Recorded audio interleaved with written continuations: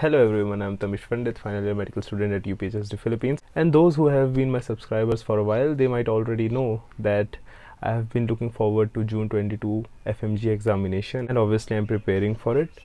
Form निकल गया और बच्चे अप्लाई भी कर रहे हैं. मैंने पर्सनली खुद अप्लाई कर दिया है, लेकिन जो प्रॉब्लम आ रही है वो है कि कुछ मिस्टेक्स हो रही है फॉर्म फिलअप करने में.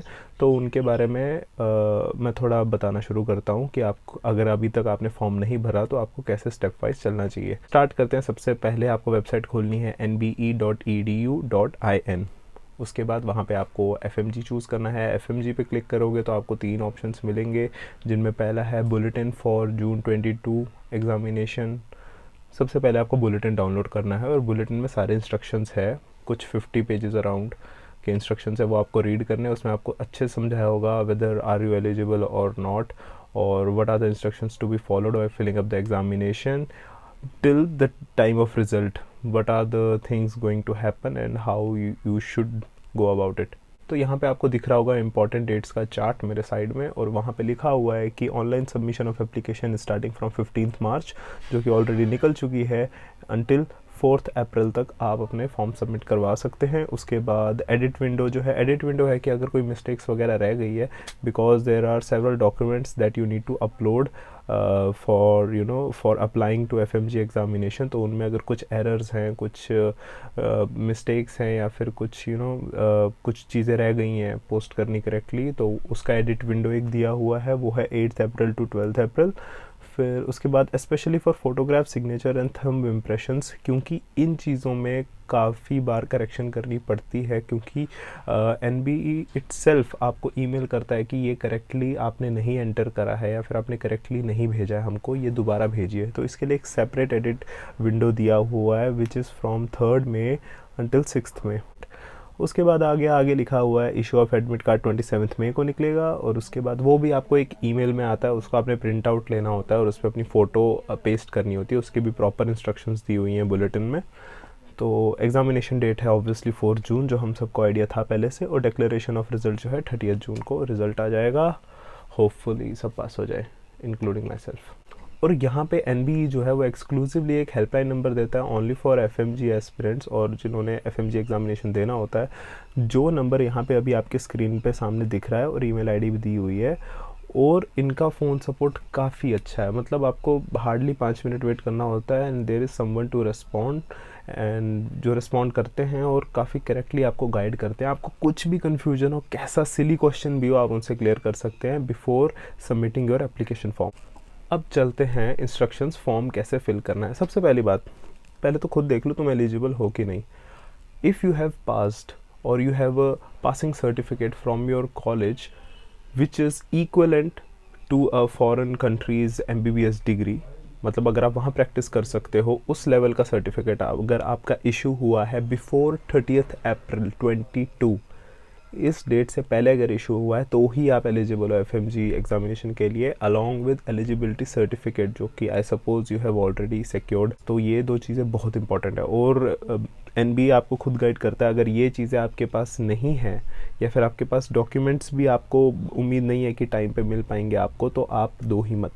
तो आपको करना क्या है, सबसे पहले nbe.edu.in पे जाना है. वहाँ पे वापस से वही FMG का चूज़ करना है. उस पर जून जो 22 का जून आएगा उसमें 3 लिंक्स आएंगे. पहला बुलेटिन है, फिर दूसरा एप्लीकेशन फॉर्म है. आपने एप्लीकेशन फॉर्म पे क्लिक करना है, वो आपको रीडायरेक्ट कर देगा एक डिफरेंट वेबसाइट पे, NBE की वेबसाइट पे, और वहाँ पे आपको रजिस्टर करना है, register as a new account और अ स्टूडेंट.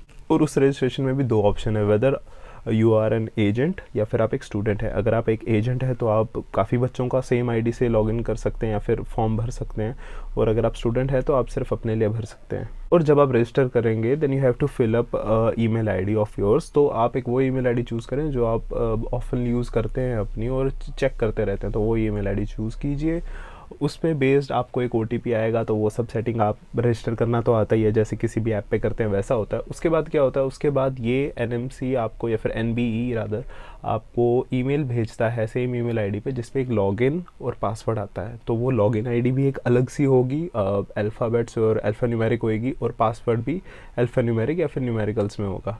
वो आपकी लॉगिन आईडी बनेगी एज अ स्टूडेंट. तो वो लॉगिन करने के बाद आप जाएंगे गो टू एप्लीकेशन फॉर्म, वहाँ पे एक ऑप्शन आएगा, तो आपको एप्लीकेशन फॉर्म खुल जाएगा आपके सामने। एप्लीकेशन फॉर्म के ना 3 स्टेप्स हैं एक्चुअली, या फिर 3 पेजेस हैं आप ऐसे बोल सकते हैं। तो जिसमें पहला है उसमें आपको अपने पर्टिकुलर्स भरने, और सबसे इम्पॉर्टेंट है आपका नाम। एनबीई आपको सजेस्ट करता है कि जो आपका प्राइमरी मेडिकल क्वालिफिकेशन सर्टिफिकेट पे नाम आएगा, जैसे मेरा नाम आएगा Tavish Pandit, Tavish is my first name, Pandit is my surname और लास्ट नेम, तो आपको उसी मैनर में नाम लिखना है।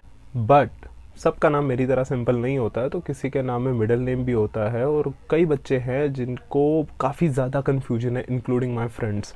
तो उनके साथ क्या हुआ, जैसे मेरा जो नेम है तविश पंडित, यही नेम मेरा कॉलेज डिग्री पे भी लिख कर आएगा या फिर सर्टिफिकेट पे लिख कर आएगा, और सेम ही मेरा नेम एलिजिबिलिटी सर्टिफिकेट पे भी लिखा हुआ है।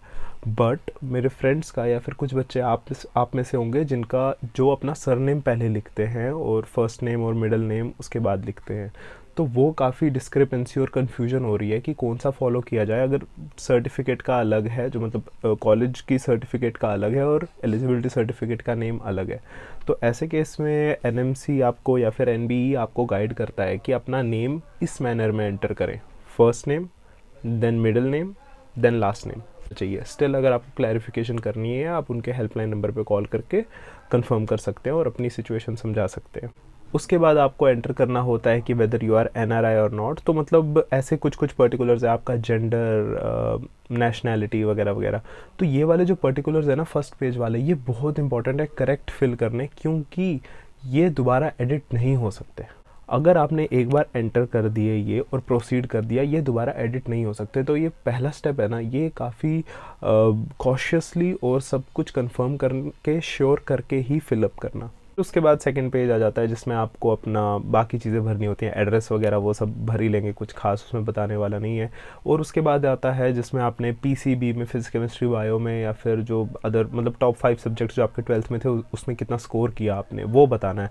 तो वो भरना है, तो वही भरना जो तुम्हारे एलिजिबिलिटी सर्टिफिकेट पर लिखा होगा, क्योंकि एलिजिबिलिटी सर्टिफिकेट पर भी वो चीज़ें मैंशन होती हैं। उसके बाद आपको मैंशन करना होता है आपने पहले कभी एफएमजी दिया था कि नहीं दिया था, स्पेशली आपका जो मेडिकल स्कूल है फॉरेन कंट्री में, वो किस मंथ से, किस ईयर के किस मंथ से शुरू हुआ था, अप अंटिल कब तक आप मतलब ग्रेजुएट हो जाओगे, आपको सर्टिफिकेट कब तक मिलेगा, लास्ट डे ऑफ क्लास।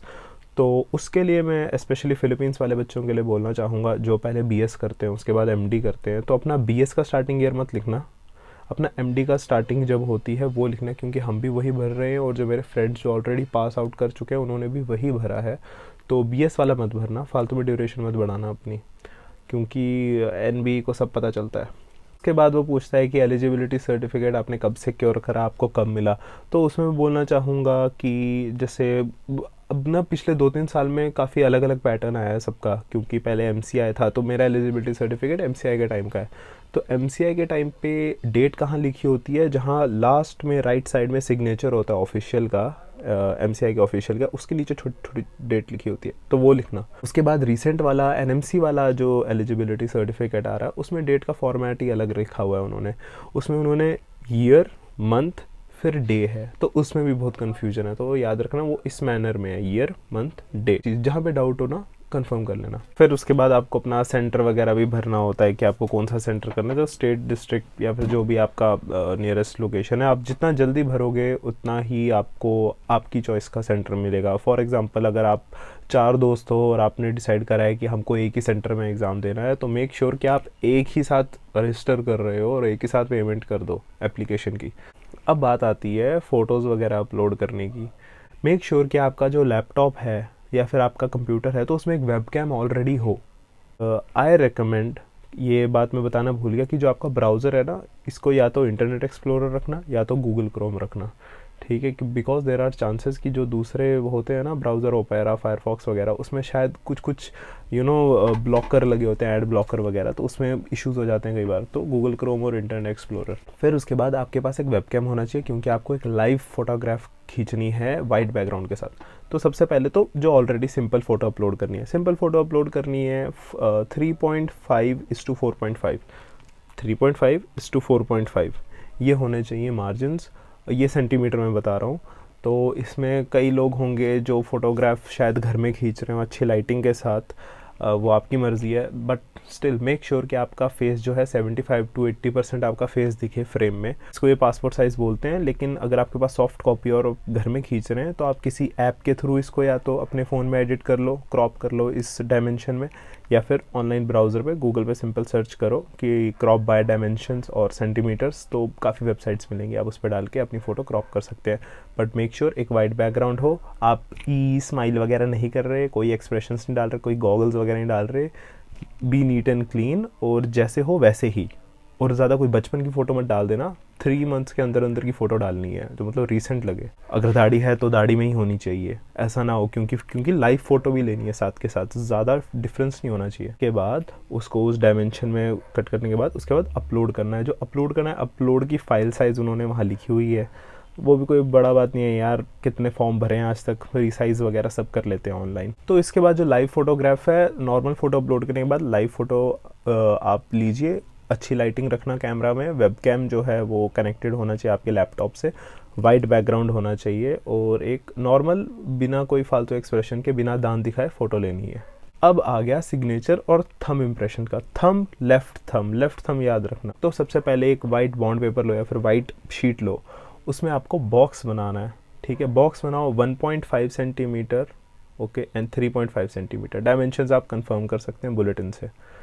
तो 1.5 3.5 करके एक बॉक्स ड्रॉ करो, पेंसिल से ड्रॉ कर लिया, 3-4 ड्रॉ करके रख लो आप। फिर उसके बाद क्या करना है, उस बॉक्स के अंदर अंदर आपको एक तो अपना लेफ़्ट थंब इम्प्रेशन डालना है और आपको सिग्नेचर भी करना है किसी डार्क पेन से, ब्लैक भी चलेगा, डार्क ब्लू भी चलेगा, डार्क पेन से करना है, ठीक है। उसके अंदर अंदर सिग्नेचर आना चाहिए और थंब भी उसके अंदर अंदर आना चाहिए। ज़्यादा स्मजी नहीं होना चाहिए, ज़्यादा डार्क नहीं होना चाहिए, ज़्यादा लाइट नहीं होना चाहिए, काफ़ी क्लीन दिखना चाहिए थंब इम्प्रेशन। और जो लेफ़्ट थंब वाला इम्प्रेशन है ना, वो ब्लू या फिर ब्लैक वाला होना चाहिए स्टैम्प पैड पे, ठीक है।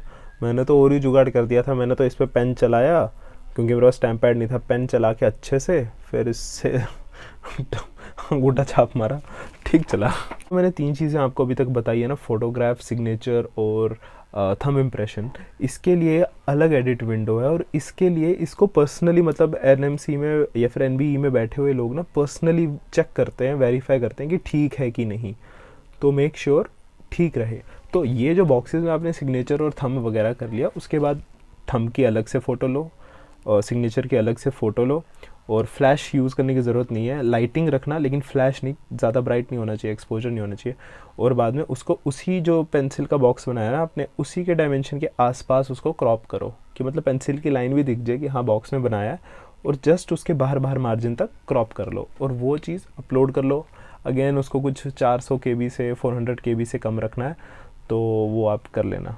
इन दोनों के बाद अब आता है आपको अपना कॉलेज की प्राइमरी क्वालिफिकेशन सर्टिफिकेट अपलोड करनी है, वो PDF फॉर्मेट में अपलोड करनी है। और जो PDF फॉर्मेट में अपलोड करनी है वो लाइक इन माय केस मेरे पास अभी तक नहीं आई है सर्टिफिकेट। आपको 2 ऑप्शन देता है एनएमसी, अगर आपकी कंप्लीट डिग्री जो होती है ना, सर्टिफिकेट, वो नहीं बनी है तो आप प्रोविजनल यूज़ कर सकते हो कि हाँ जी हमने पास सब कर लिया है, बस डिग्री की वेट है, तो ये मीनवाइल टाइम के लिए प्रोविजनल सर्टिफिकेट यूज़ कर सकते हो। लेकिन वो प्रोविजनल सर्टिफिकेट हो या फिर डिग्री हो, दोनों DFA से अप्रूव्ड होनी चाहिए, या फिर जो फॉरेन कंट्री का फॉरेन अफेयर्स होता है उससे अपोस्टल होना चाहिए, उनका स्टैंप लगना चाहिए कि अटेस्ट होना चाहिए कि हाँ ये जो फॉर एग्जांपल फिलीपींस कंट्री से जो डिग्री इशू हुई है ये बिल्कुल वैलिड है और ये हर कंट्री में एक्सेप्ट हो सकती है।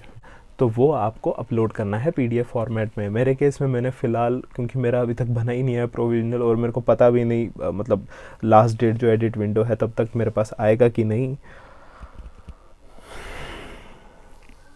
उसकी जगह मैंने अभी फ़िलहाल के लिए ग्रेड्स अपलोड कर दिए अपने फाइनल ईयर के, क्योंकि अभी कोई कंफर्म नहीं करने वाला, एडिट विंडो तक टाइम है मेरे पास। और यहीं पे मैं मेंशन करना चाहता हूँ, एडिट विंडो का जो फाइनल पीरियड है ना, फ़िलहाल इन्होंने मेंशन करा हुआ है 10th मई 22 इन्होंने लास्ट पीरियड दिया हुआ है कि ये तो एकदम डेड एंड है, यहाँ से पहले तो कर ही देना है एडिट जो भी करना है। इसके बाद आ गई पासपोर्ट की बारी। जो पासपोर्ट की कॉपी आपको डालनी है वो डालना है एक तो फ्रंट पेज और डालना है लास्ट पेज। जो फ्रंट बायो पेज होता है और लास्ट में जहाँ एड्रेस होता है, उन दोनों को भी मर्ज करके आपको एक PDF बनानी है और बाद में उन PDF को भी कंप्रेस वगैरह वो सब आप कर ही लोगे। तो बात आ गई सेंटर चूज़ करके पेमेंट करने वाली बात। एक बार कंफर्म कर लेना, सब कुछ चेक कर लेना अच्छे से, बार बार चेक कर लेना, क्योंकि ये एक ऐसा फॉर्म है कि ऐसा नहीं अगर आप एक पेज पे बहुत देर तक रहे वो एक्सपायर हो जाएगा, आपको दोबारा भरना पड़ेगा, ऐसा नहीं है। तो टेक योर टाइम, अच्छे से मतलब आराम से भरो बिना जल्दबाजी के, क्योंकि ये फॉर्म भरने के जो लास्ट प्रोसेस है ना, पेमेंट, आपने अगर पेमेंट कर दी, ठीक है, तो उसके बाद आप फिर कुछ ही चीज़ें जो एडिट कर सकते हो। जो फर्स्ट पेज वाली चीज़ें ना, जैसे आपके नाम और आपके जो पर्सनल डिटेल्स हैं, ठीक है, वो आप एडिट नहीं कर सकते। तो अगर वो गलत भर दिए तो उसके बाद आपके पास एक ही ऑप्शन बनता है कि आप दोबारा नई आईडी बनाएं और दोबारा फॉर्म भर के पेमेंट करें। पेमेंट के काफ़ी ऑप्शंस है, भीम, यूपीआई, डेबिट कार्ड वगैरह जो तो पिछले से चलता आ ही रहा है, मतलब यूपीआई आईडी, क्यूआर कोड, सब कुछ दे रखा है। और 7,080 रुपीज़ लगते हैं। एंड बुलेटिन में एक और चीज़, हाँ भाई बुलेटिन बोरिंग है, लेकिन इसमें एक चीज़ बहुत इम्पॉर्टेंट है, वो है सिलेबस। एग्ज़ाम का सिलेबस क्या होने वाला है वो मेंशन किया हुआ है। एग्ज़ाम की टाइमिंग्स क्या होने वाली है, डेट में वो बताइए है। मतलब 4 जून में सुबह 7 बजे से शाम 7 बजे तक का जो पूरा करिकुलम होगा ना, कि कब क्या होने वाला है, सब कुछ बताया हुआ है डिटेल में, तो आपको वो फॉलो करना है। तो बुलेटिन पढ़ लेना टाइम लगा के, और सिलेबस प्रिपेयर तो कर ही रहे हो ना, सिलेबस कर देख लेना। एंड मोस्ट इम्पॉर्टेंटली, अभी अगर आपको नहीं पता, मेरे चैनल पे मैं ऑलरेडी एक वीडियो डाल चुका हूँ जिसका लिंक आपको ऊपर दिख रहा होगा। उस वीडियो में मैंने मेंशन करा है, अगर आपकी तैयारी नहीं हुई है तो आपको क्या करना चाहिए, या फिर अगर आपको रट्टा मारने मुश्किल हो रहा है एफएमजी के प्रीवियस ईयर के क्वेश्चन, तो आपको क्या करना चाहिए। मैं एक बहुत बड़ा गिव अवे कर रहा हूँ, पैसे वाला मटीरियलिस्टिक चीज़ों का गिव अवे नहीं कर रहा हूँ, मैं नॉलेज का गिव अवे कर रहा हूँ। तो उसके लिए the goal is I need to reach at 850 subscribers by 15th April, so that 15th April को मैं आपको एक लिंक दूंगा जिसको ओपन करेंगे तो आपके पास प्रीवियस ईयर्स के जितने एफएमजी के क्वेश्चंस थे या फिर मोस्ट लाइकली क्वेश्चंस है, उनका डाटा आपको मिलेगा, जो कि मैं पर्सनली यूज़ करने वाला हूँ एग्ज़ाम क्रैक करने के लिए। तो ये है गिव अवे फ्री का, तो यू नो द डील। तो उस वीडियो को जाइए, उसमें मैंने समझाया हुआ है कि कैसे आप उसको यूज़ कर सकते हैं। And that's it guys, the date is coming and the FMG आ रहा है यार। मतलब since last year we have been talking about FMG and finally it's coming, and I am excited and nervous at the same time, and but I always wish कि मैं और मेरी videos देखने वाले एवरीवन इनफैक्ट बहुत अच्छे से clear करें एफएमजी एग्जामिनेशन। स्क्रीनिंग एग्जामिनेशन है यार, कॉम्पिटिटिव नहीं है, तो मस्त यार, मतलब पास कर लेंगे, let's get over with it. And that's it for this video. तो उम्मीद तो यही रखता हूँ कि आप अपना फॉर्म भरते टाइम अब कोई मिस्टेक ना करें और आपको पहले से आइडिया हो कि अब क्या करना चाहिए। स्टिल अगर आपको कोई डाउट है तो नीचे कमेंट कर, बस इतना ही है यार। So thanks for watching and I hope you guys do well in this examination and keep grinding guys, keep studying and I will see you in the next one. Bye bye.